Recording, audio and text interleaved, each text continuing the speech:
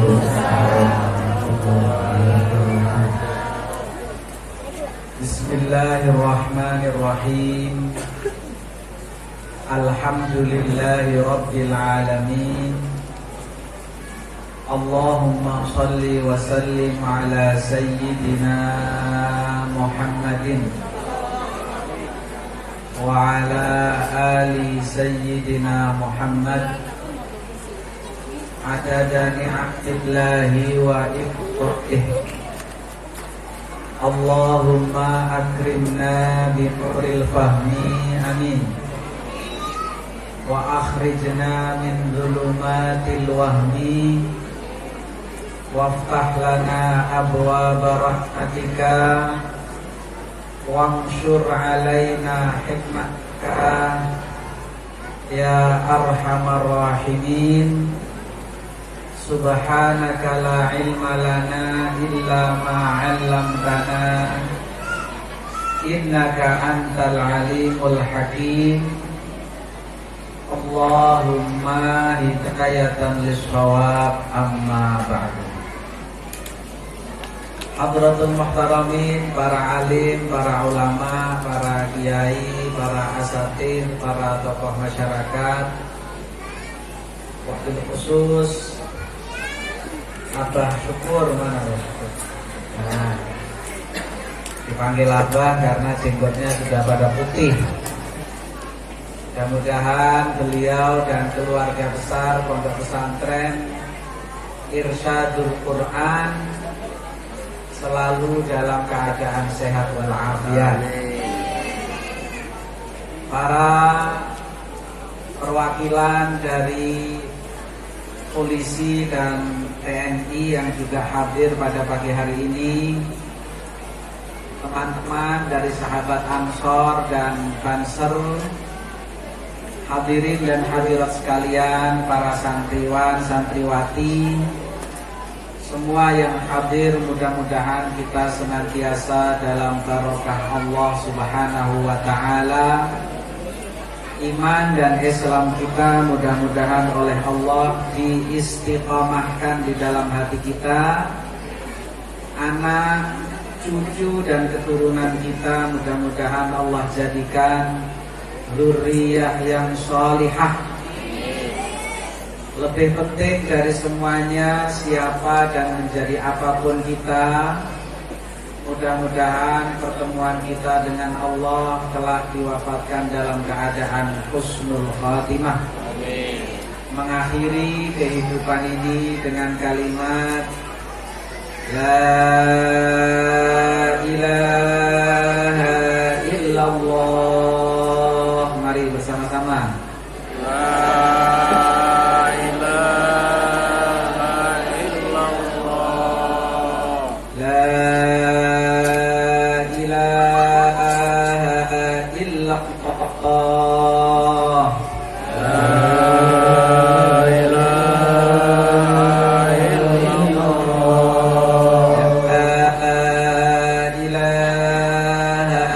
illallah. La ilaha illallah. Muhammadur Rasulullah. Muhammadur Rasulullah sallallahu alaihi wasallam. Kalimatu haqqin 'alaiha nahya wa 'alaiha namut wa biha nub'atsu insyaallah taala minal amin. Bapak dan Ibu sekalian yang dimuliakan oleh Allah Subhanahu wa taala, di dalam Al-Qur'an tentang turunnya Al-Qur'an dari Allah kepada baginda Nabi sallallahu alaihi wasallam, Allah Subhanahu wa taala menceritakan dengan dua kalimat yang berbeda. Satu menggunakan kalimat anzala. Anzala yunzilu. Di dalam ayat lain Allah Subhanahu wa taala menggunakan kalimat nazzala. Allah berfirman di dalam Al-Quran dengan kalimat anzala, inna anzalnahu fi lailatul qadar.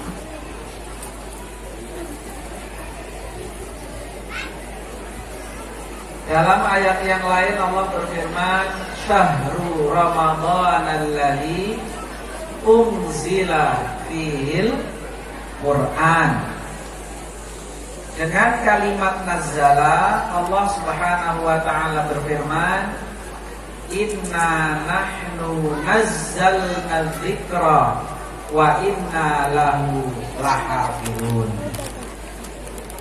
Apa bedanya Allah berfirman dengan kalimat anzala dengan kalimat nazala? Para ulama ahli tafsir menyebutkan bahwa ketika Allah berfirman dengan kalimat anzala, itu artinya proses turunnya Al-Quran sekaligus 30 juz, 114 surat, dan sekian ribu ayat dalam satu waktu, dengan susunan dan urutan surat, urutan ayat seperti yang ada di dalam Al-Quran yang sekarang kita baca.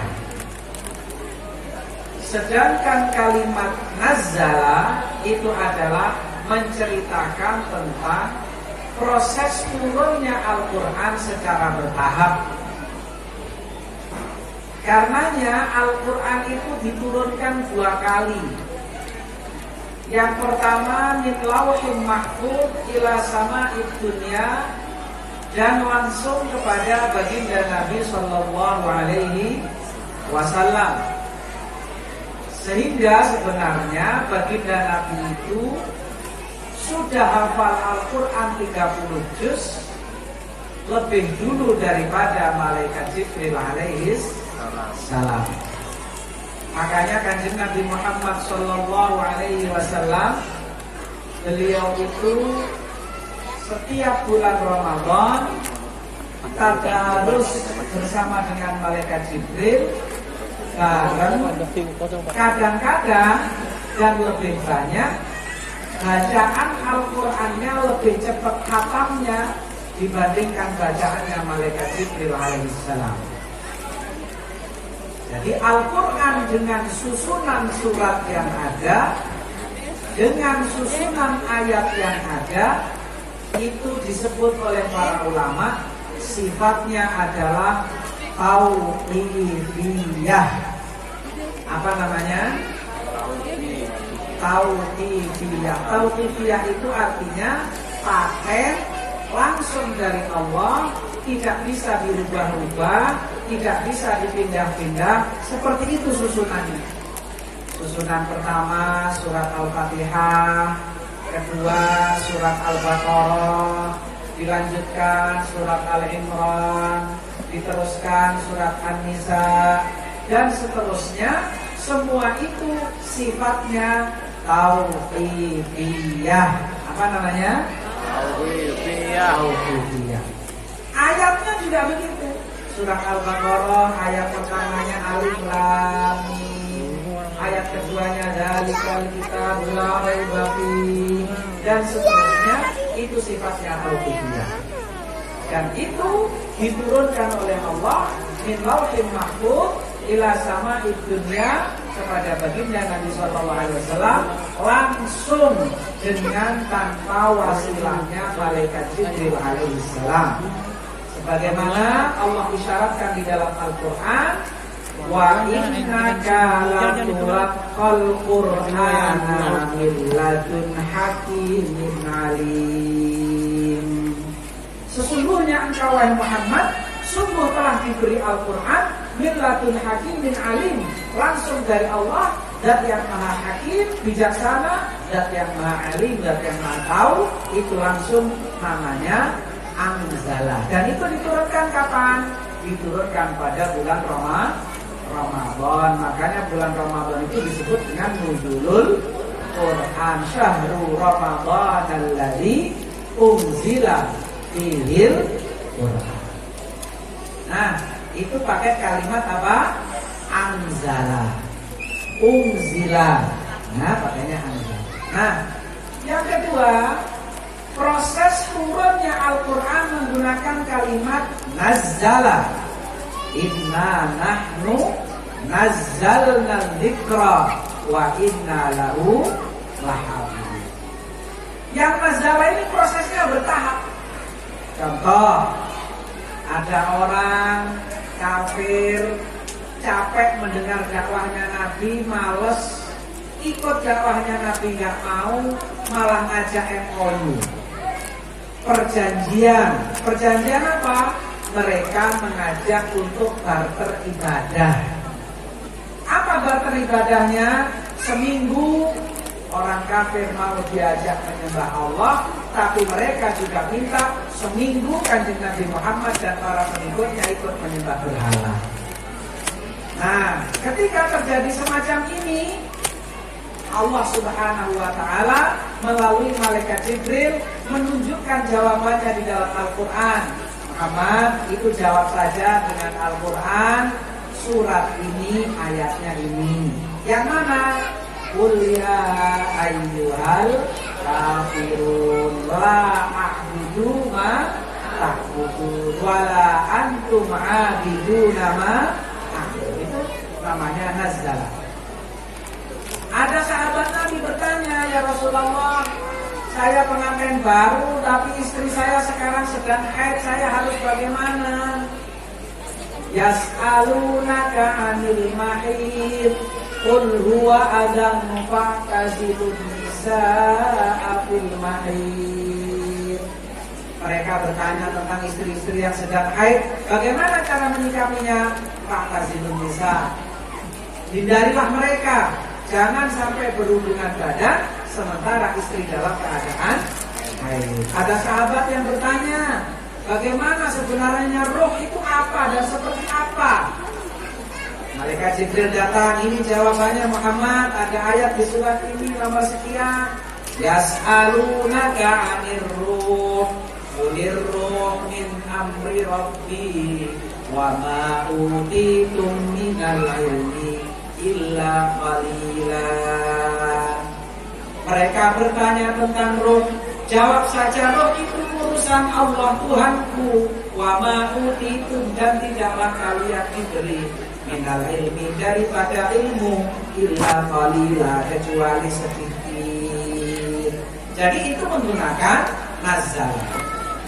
Rasulullah SAW punya juru tulis. Juru tulis apa? Juru tulis Al-Quran. Juru tulis Al-Quran yang Kanjeng Nabi itu ada 3. Yang pertama namanya Sayyidina Hasan bin Thabit radhiyallahu anhu.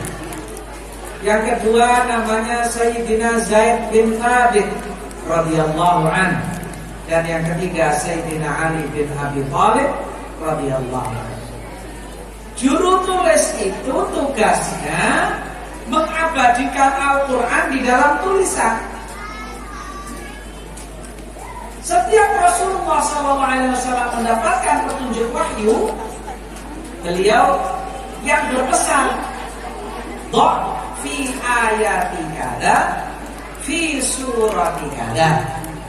Nanti ayat yang baru turun ini tolong letakkan di surat ini ayat nomor sekian. Jadi juru tulis itu tinggal meletakkan saja.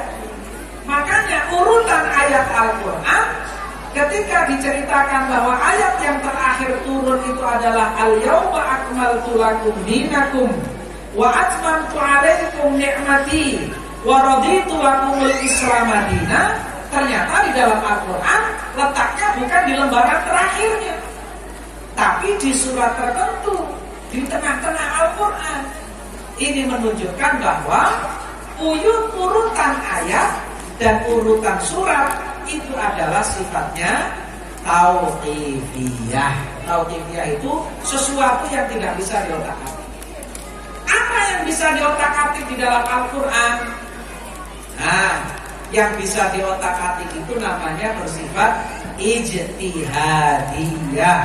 Bersifat apa? tidak bisa diotak-atik namanya tauqifiyah. Yang tidak bisa diotak-atik tauqifiyah. Yang bisa diotak-atik namanya ijtihadiyah. Apa yang bisa diotak-atik? Bacaan Al-Quran. Makanya bacaan Al-Quran itu ada sampai kepada qiraah sab'ah, ada sampai pada qiraah ibna asyar, ada sampai bacaan sampai 7 imam. Cara membacanya berbeda-beda. Ada yang setiap alif layyinah dibaca imalah, ada wadduhi wallaili idza saji ma wadda'aka rabbuka wa ma qala, ada yang begitu. Ada yang semua dibaca normal, wadduha wallaili idza saja ma wadda'aka rabbuka wa ma qala, ada yang seperti itu. Ya, seperti dalam surat An-Nas, qul a'udzu birabbin nas, ada 2 bacaan, malikin nas, ya. Itu seperti itu, namanya sifatnya ijtihadiyah. Kemudian tanda-tanda waqaf itu ijtihadiyah. Jadi mengenai urutan suratnya, urutan ayatnya tauqifiyah, mengenai bacaan-bacaannya bersifat ijtihadiyah. Ada yang membaca lam kalau di fathah, bacanya seperti ra di fathah. Washolati, ya, seperti ra dibaca fathah, ra kan itu, la juga sama. Nah itu ada namanya Imam Waras dan seterusnya, itu namanya sifatnya ijtihadiyah. Nah, ijtihad para ulama dalam rangka menjaga Al-Quran ini luar biasa. Dulu Al-Quran itu ketika ditulis oleh Sayyidina Hasan bin Thabit, ditulis oleh Sayyidina Zaid bin Thabit, ditulis oleh Sayyidina Ali bin Abi Thalib radhiyallahu anhu, masih dengan tulisan Arab original. Tulisan Arab apa? Original. Tulisan Arab original itu kayak apa? Arab asli, original. Itu tulisannya tidak ada titiknya, tidak ada harokatnya. Ba, ta, fa, sama hurufnya. Jim, ha, kho, sama hurufnya. Dal, lal, sama hurufnya. Ra, zai, sama hurufnya. Sin, shin, sama hurufnya. Kan kita tahu karena ada titiknya. Titiknya 1 di bawah ta, titiknya di atas apa, di bawah ba, di atas 2 ta, di atas 3 ta. Karena ada titiknya kita jadi ngerti. Arab yang original itu tulisannya tidak ada itu. Faktulu artinya bunuhlah. Fakbalu artinya terimalah. Itu tulisannya sama. Kalau nggak ngerti dapat surat bisa salah paham itu. Suruh menerima bisa jadi bisa belajar bawa surat itu. Karena tulisannya sama. Nah, kita mesti berterima kasih. Ada salah seorang ulama berijtihad. Ini kalau tulisan Arabnya kayak begini, jangan-jangan nanti generasi kesekian, jangan kok orang Kari, jangan kok orang CKM, jangan-jangan orang Mekah sendiri nanti lama-lama juga nggak ngerti. Karena tulisannya sama. Akhirnya berijtihad dengan cara apa? Dengan cara memberi titik. Itu adalah jasanya seorang ulama namanya Hajjaj bin Yusuf rahimahullah. Beliau yang berijtihad memberi titik, gak dikasih titik di bawah 1, tak dikasih titik di atas 2. Itu namanya Hajjaj bin Yusuf, sahabatnya Abdul Aswad Ad-Du'ali. Sayyidina Abdul Aswad Ad-Du'ali itu sahabatnya Sayyidina Ali. Artinya apa? Ada titik dalam huruf Arab di dalam Al-Quran itu setelah wafatnya Rasulullah SAW dan setelah habisnya masa Khulafaur Rasyidin. Artinya titik di dalam Al-Quran itu namanya bid'ah. Namanya apa? Bid'ah. Jadi kalau orang ada yang nggak mau bid'ah, ya akan bodoh selamanya karena nggak akan ngerti huruf seperti itu. Jadi kita berterima kasih dengan orang yang telah melakukan bid'ah berupa memberi titik di dalam huruf-huruf Arab. zamannya Hajjaj bin Yusuf. Sudah ada titiknya, belum ada harokatnya. Masih banyak yang belum bisa baca Al-Quran. Sehingga ada seorang ulama besar namanya Imam Khalil bin Ahmad Al-Farahidi, itu yang berjasa memberi harokat di dalam Al-Quran.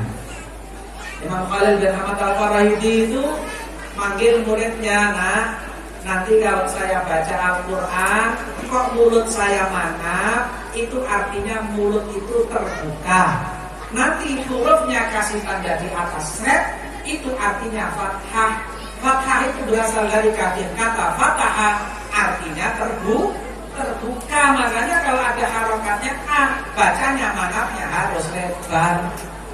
Ya, abatasa, nah, hurufnya harus terbuka fathah, dikasih tanda sret di atas.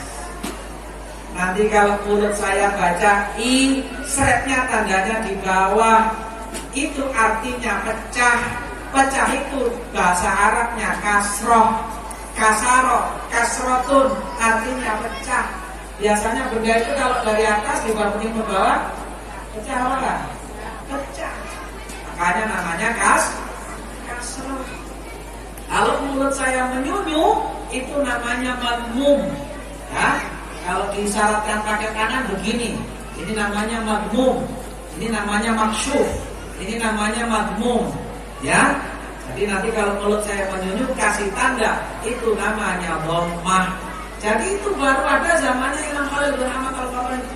Makanya orang kalau nggak mau bid'ah, dikasih hadiah fathah sama kasroh sama dhammah saja. Ya, nggak usah dijawab aneh-aneh. Ya, dijawab aneh-aneh kita berantem sama orang nggak ngerti, jadi ikut bodoh akhirnya. Jadi kalau debat sama orang yang percaya bid'ah, tidak usah diladeni, didengarkan. Ngomongnya sampai kapan, nanti dibikin kesimpulan sing edan tambah siji, gitu kan? Nah, ngomong sendiri kalau diladeni kok nggak ada habisnya. Dan orang yang tidak percaya bid'ah itu nanti terperosok di dalam kebodohan pendapatnya sendiri. Karena bid'ah itu ada sisi kemanfaatan.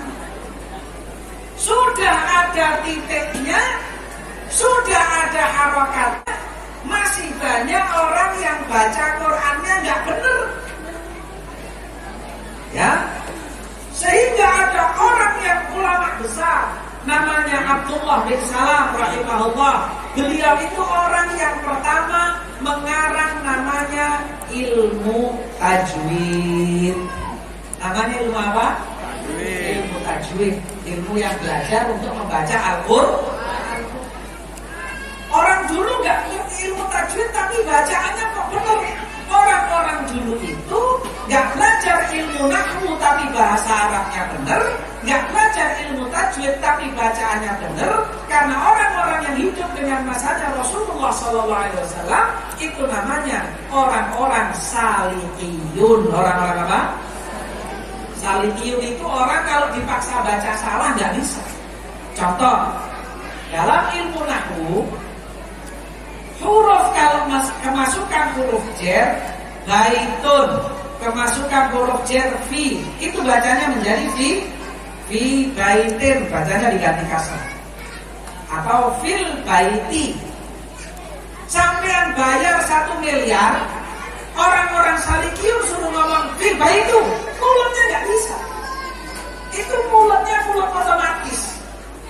Nah, kalau mulut kita kan sudah mulut kocak kita ini kan. Sudah mulut ngomongnya nggak karu-karuan, bukan mulut salikiyun lagi, udah mulut nggak jelas kita ini. Makanya mulut kita harus ditata, harus disetting kalau kata orang dulu. Karena sudah apa? Sudah jauh zamannya dengan zaman baginda Nabi Shallallahu Alaihi Wasallam. Makanya harus diatur. Yang mengatur itu kalau di dalam aturan namanya SOP, kalau dalam bacaan Al-Quran namanya tajwid, kalau dalam bahasa Arab namanya ilmu nahwu. Itu yang mengatur. Ya? Ilmu tajwid itu yang berbicara. Man amana, nanti ketemu hamzah, bacaannya jelas. Bahasa Arabnya namanya idhar, bacanya harus jelas. Man amana, jelas idhar. Kalau ikhfa itu samar, khofi. Ikhfa itu berasal dari kata khofia. Khofia ini apa namanya? Khofia. Jadi kata yang ngomong orang Jawa ya. Jadi sebenarnya khofia. Khofia itu apa? Untuk menutupi kepala. Kepala ini tempatnya orang berpikir, kecerdasan seseorang, ilmunya seseorang, sehingga ditutupi biar tidak apa? Tidak gampang pamer, sehingga menjadi orang yang tidak sombong, menjadi orang yang tawadhu, ditutupi, namanya khufyah. Biar tidak mudah dilihat orang. Kalau mudah dilihat orang nanti kena ain. Kalau kena ain menjadi gampang terkena musibah. Makanya orang-orang zaman dulu pakainya khufyah. Khufyah ini untuk menyamarkan. Karena yang ngomong orang Jawa seperti Pak Abah Syukur ini, makanya jadinya kopiah ya. Kopiah, makanya jadi ini namanya kopiah. Ikhfa itu samar. Ya. Karena samar, makanya kalau orang Jawa namanya berenangan, apa namanya? Berenangan ya, itu bacaan seperti itu. Ada namanya mat, bacaannya sekian alif, namanya mat tobi'iyah, bacaannya sekian, namanya mat wajib, bacaannya sekian, namanya mat lazim. Semua itu ada dalam ilmu tajwid. Ilmu tajwid itu baru ada kurang lebih tahun 120-an Hijriah. Jadi sudah sejak 100 tahun lebih setelah wafatnya baginda Nabi Shallallahu Alaihi Wasallam. Sekarang sudah ada titiknya, sudah ada harokatnya, sudah ada tajwidnya, kok masih ada yang nggak bisa baca Quran? Ini orang kebangetan namanya. Ya, orang kebangetan. Masa sudah ulama sudah berjasa dengan sedemikian rupa, berarti orang yang tidak bisa baca Al-Quran setelah ada 3 hal ini namanya orang tidak tahu diri. Apa namanya? Kok nggak ada suaranya? Orang tidak tahu diri. Apa namanya? Orang tidak tahu diri. Nah, yang tidak bisa baca Quran setelah ada 3 ini tidak tahu diri, tidak ngerti terima kasih. Sudah ulama berusaha sekeras tenaga berijtihad bagaimana agar Al-Quran ini mudah kita kenal, ternyata kita masih juga tidak mau mendekat di dalam dengan Al-Quran. Ini mungkin yang diisyaratkan oleh Rasulullah SAW ketika mengadu kepada Allah Subhanahu Wa Taala, ya Rabb, inna qaumi ittakhadhu hadzal Qur'ana mahjura. Ya Allah, sesungguhnya banyak di antara kaumku yang semakin hari semakin menjauhi Al-Quran. Makanya kalau bisa deresnya Al-Quran. Dulu kalau kita baca kitab-kitab zaman dulu, orang-orang zaman dulu kan unik-unik. Jadi kalau kita cerita orang dulu adem-adem, kalau kita cerita orang zaman sekarang bikin pusing. Ya, seperti Imam Ahmad bin Hanbal. Dulu itu wiridannya selain ngaji, selain ngajar, selain buka kitab, wiridan khusus Qur'annya itu sehari khatam Qur'an sekali siang sekali malam. Orang sekarang kita nyari di kelari nggak nemu, apalagi nyari tempat lain. Ya, Imam Muhammad bin Idris Asy-Syafi'i itu setiap hari khatam Qur'an 2 kali malam, 2 kali siang. Itu di bulan biasa. Kalau bulan Ramadan 2 kali lipat. Ya, Imam Syafi'i itu pernah naik onta berjalan dari Mekah ke Madinah, mau belajar kitab Muwatta kepada Imam Malik bin Anas. Orang naik onta itu kalau dari Mekah ke Madinah itu perjalanannya butuh waktu 18 hari karena naik onta. Beda kalau sekarang naik Innova, ya lebih cepat 4 jam nyampe. Dulu naik onta sepanjang di atas onta 18 hari itu Imam Syafi'i khatam Quran 36 kali. Subhanallah, sama nggak ada yang heran sama sekali loh. 36 kali khatam Quran di atas onta. Nah kalau saya dari sini ke Bandung ya lumayan Pak, khatam CD bolak-balik 3 kali khatam itu. Ya ada India, ada lagu apa lagi nggak tahu. Dulu Imam Syafi'i khatam Quran itu 36 kali di atas perjalanan. Itu wiridannya orang zaman dulu. Nah, kita sebagai umat Rasulullah SAW biar mendapatkan syafaatnya Al-Quran harus melakukan itu sebisa kita. Saya harus target sehari 1 juz, gak boleh kurang. Lebih alhamdulillah, kurang tidak boleh. Sebulan khatam sekali misalnya. Kalau nggak bisa, saya minimal sehari setengah juz, berarti 2 bulan khatam sekali. Setiap 2 bulan khatam Quran saya selamatkan syukuran. Misalnya, kalau nggak bisa, ya sudah sehari seberapa juz. Atau kalau nggak bisa, sehari 2 lembar. Kalau nggak bisa, sehari selembar. Kalau nggak bisa, tidur aja nanti ngajiin bareng-bareng. Ya, itu Al-Quran harus seperti. Karena apa? Afdalu ibadati ummati tilawatil Quran. Ibadah umatku yang paling afdal setelah ibadah-ibadah wajib itu adalah baca Al-Quran. Rasulullah SAW menyampaikan, man qara al-Quran falahu fi kulli harfin 10 hasanat wala aqul alif lam mim harf walakin alifun harf wa lamun harf wa mimun harf. Barang siapa yang baca Al-Quran, maka Allah Subhanahu wa ta'ala akan memberikan pahala 1 hurufnya 10 kebaikan. Saya tidak katakan alif lam mim dihitung 1, tapi alif 1, lam 1, mim 1. Baca alif lam mim sudah 30 kebaikan. Dalam akarnya Sayyidina Ali karramallahu wajhahu disebutkan, orang yang baca 10 kebaikan setiap 1 hurufnya, itu yang baca Qur'annya tidak dalam keadaan berwudu.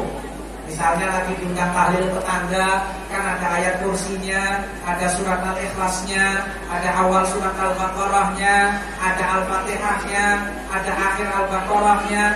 Di situ baca Quran, tidak punya wudu, 10 kebaikan setiap 1 hurufnya.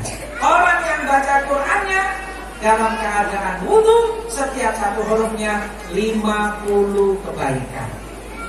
50 hasanah. Orang yang baca Qur'annya di dalam salat, setiap 1 hurufnya 100 hasanah, 100 kebaikan. Jadi kurang apa lagi? Kurang tertarik dengan Al-Quran ya. Kalau orang Jawa bilang kebacut. Apa kebacut bahasa Indonesia? Ya kebangetan. Sudah diiming-imingi begini. Orang kita dapat iming-iming nanti yang daftar P3K nanti dapat tunjangan sekian. Yang daftar ribuan antri cuma dapat duit tunjangan bulanan. Ini dapat pahala akhirat, dapat ratusan kebaikan. Kok tidak tertarik? Yang menjanjikan kalau P3K baru menteri, kalau ini yang menjanjikan baginda Nabi SAW, kok tidak tertarik? Kebacut kata orang Jawa. Terlalu, kata pengajar rumah sungguh terlalu. Nah ini Al-Quran, Quran apa lagi? Man ja'alal Quran amamah qadahu ilal jannah wa man ja'alal Quran khalfah saqahu ilan nar. Orang yang hidupnya menjadikan Quran sebagai imamnya, merem ditarik oleh Al-Quran menuju surganya Allah Subhanahu wa ta'ala. Orang yang menjadikan Quran di belakangnya saqahu ilan nar, dia akan didorong oleh Al-Quran menuju neraka. Na'udzubillah min. Bagaimana kita ngerti menjadikan imam dan tidaknya kalau kita tidak mau baca Al-Quran? Makanya Al-Quran itu artinya bacaan, bukan pajangan. Ya, kenapa dinamakan Al-Quran? Al-Quran itu artinya Al-Qiraah, artinya baca. Allah Subhanahu wa ta'ala berfirman di dalam Al-Quran, Inna alaina jam'ahu wa Qur'anah wa idza qara'nahu fattabi' Qur'ana ay qira'atah, artinya bacaan. Jadi jangan sampai Al-Quran gak dibaca, cuman jadi mas kawin. Tetangga saya itu Masya Allah kalau mau kawin Qurannya baru-baru. Mas kawinnya emas 100 gram, seperangkat alat sholat, bonus Al-Quran. Setelah itu dibaca apa enggak? Simpan di lemari, nanti dibaca lagi kalau istrinya hamil.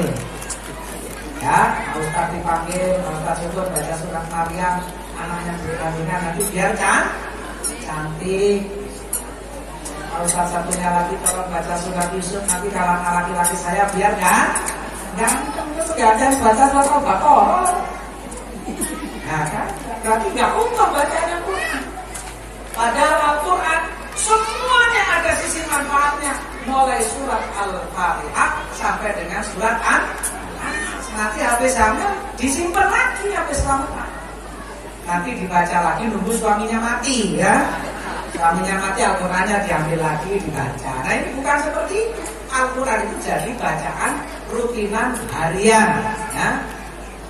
Makanya jangan lupa Al-Quran. Makanya kita syukur kepada Allah Subhanahu wa Ta'ala punya guru untuk anak-anak kita, namanya apa? Syukur. Ya, kita harus bersyukur karena Pak gurunya namanya apa? Syukur. Susah nyari apa yang syukur terus begini. Ya. Kenapa kita harus bersyukur? Karena kita minimal punya anak-anak yang sekarang sejak usia dini sudah mulai ngerti Quran. Sampean kalau bicara terima kasih itu gak cukup dengan materi dinilai. Laqad haqqa ayyuhda ilaihi karamatan li ta'limi harfin wahidin alfu dirham. Kalau kita berbicara proporsional, pengen menghargai guru yang mengajarkan anak kita menjadi ngerti apa itu alif, apa itu ba, apa itu ta, dan seterusnya, sampai bisa nyambung, sampai bisa baca, itu belum cukup. Memberi hadiah satu huruf dengan imbalan 1.000 dirham itu belum cukup. Berapa itu 1 dirham? 1 dirham itu setara dengan 150.000 rupiah. Kalau dikali 1.000, 150 juta. Jadi kalau sampean bayar karena anaknya ngerti huruf Al-Quran satu huruf 150 juta, belum sepadan dengan apa yang sudah dimiliki oleh anak-anak kita. Makanya jangan suka nunggak SPP. Jangan suka kalau bayar itu nunggak bayaran sampean buat ganti jerih payahnya guru anak kita menjadi ngerti ngaji. Tidak ada apa-apa. Ya, tidak ada apa-apanya. Sayyidina Ali karramallahu wajhah mengatakan, "Ana abdu man 'allamani harfa." Saya siap jadi budak orang yang mengajarkan kepada saya ilmu walaupun hanya satu huruf. Karena begitu mulianya yang namanya Al-Qur'an. Mudah-mudahan dengan anak-anak kita di pesantren yang mempelajari Al-Quran, kita menjadi orang-orang yang disebut dengan Ahlul Quran, menjadi orang-orang yang mendapat syafa'atul Quran, menjadi orang-orang yang menjadi makmumnya Al-Quran, sehingga ditarik oleh Al-Quran menuju surganya Allah Subhanahu wa Ta'ala.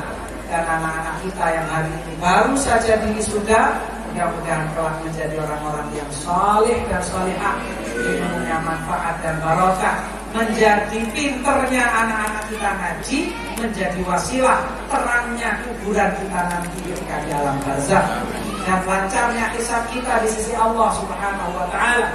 Yang terpenting adalah menjadi penduduk surganya Allah bighairi hisab bersama dengan baginda Rasulullah sallallahu alaihi wasallam ala hadhihi niyyah wa ala kulli niyatin salihah wa ala ma nawaina wa nawaitum wa ala ma nawa aslafuna wa aslafukum wa ala ma nawa masyayikhuna wa masyayihukum wa ala ma nawa muallimuna wa muallimukum wa ala ma nawa waliduna wa walidukum wa ala ma nawa sahibu hadzal ma'had irsyadul Quran wa ala kulli niyatin salihah wa ila hadratin nabi sayyidina Muhammadin sallallahu alaihi wasallam.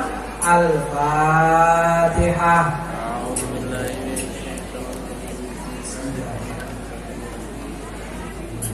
Ar-Rahman.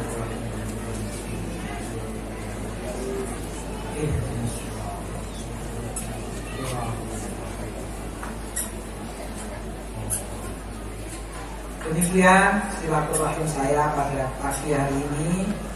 Mudah-mudahan semuanya sehat walafiat. Mari kita memohon kepada Allah Subhanahu wa Ta'ala, mudah-mudahan Allah jadikan hamba-hamba kita menjadi hamba-hamba yang selamat di dunia dan akhirat. Allahumma shalli wa sallim ala sayyidina Muhammad wa ala ali sayyidina Muhammad walhamdulillahi rabbil alamin hamdan yuwafi ni'amahu wa yukafi mazidah.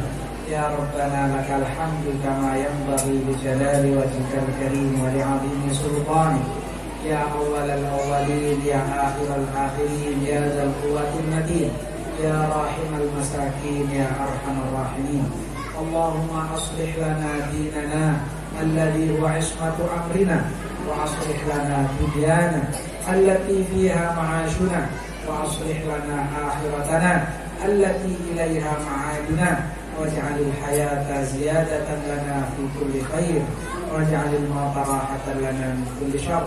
ربنا إننا سمعنا مناديا ينادي للإيمان أن آمنوا بربكم فآمنا ربنا فاغفر لنا ذنوبنا وكفر عنا سيئاتنا وتوفنا مع الأبرار.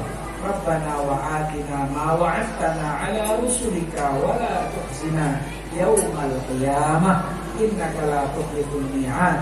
اللهم إنا نسألك من خير ما سألك منه عبدك ونبيك سيدنا محمد صلى الله عليه وسلم وعبادك الصالحون ونعوذ بك من شر ما استعاذك منه عبدك ونبيك سيدنا محمد صلى الله عليه وسلم وعبادك الصالحون. اللهم وما قضيت لنا أمرا فاجعل عاقبته رشدا. ربنا تقبل منا إنك أنت السميع العليم وتب علينا يا مولانا إنك أنت التواب الرحيم. وصلى الله على سيدنا محمد وعلى آله وصحبه وسلم بفضل سبحان ربك رب العزة عما يصفون وسلام على المرسلين والحمد لله رب العالمين. والعفو منكم والله الموفق إلى أقوام الطريق. والسلام عليكم ورحمة الله وبركاته.